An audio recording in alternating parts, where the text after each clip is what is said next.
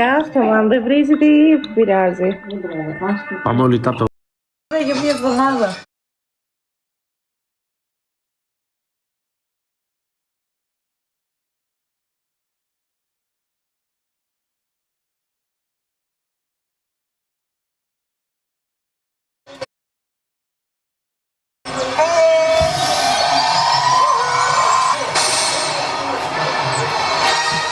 Συγγνώμη, δεν έφερες ρούχα για αύριο. Α.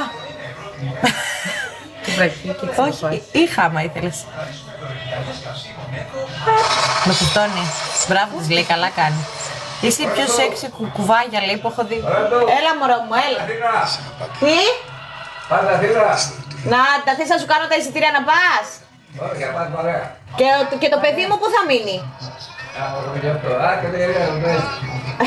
Και στη δουλειά ποιος θα πάει?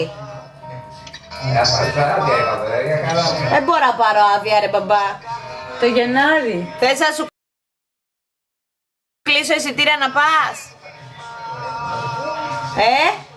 Μόνος του.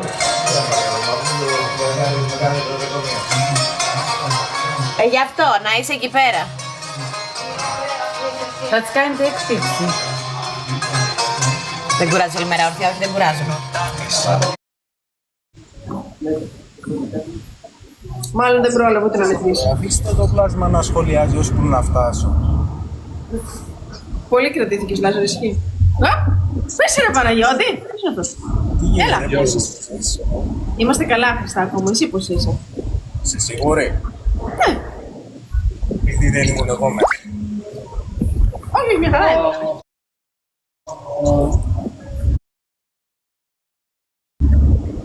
Την μπλέξουμε βραδιάτικα.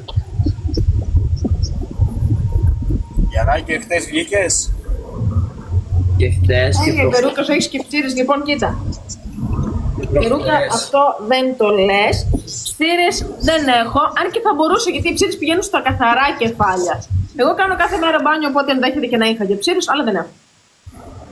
Αυτό. Αυτός δεν είναι ο προηγούμενος. Όχι, δεν είναι ο προηγούμενος, είναι άλλος αυτός. Και αυτός μαλάκας φαίνεται. Μαλάκας φαίνεται, όχι φαίνεται, μαλάκας είναι. Δεν θέλω να φαίνεται, τώρα μιλες τέτοια. Γεια σου Γιώργο, ευχαριστώ που ήρθες.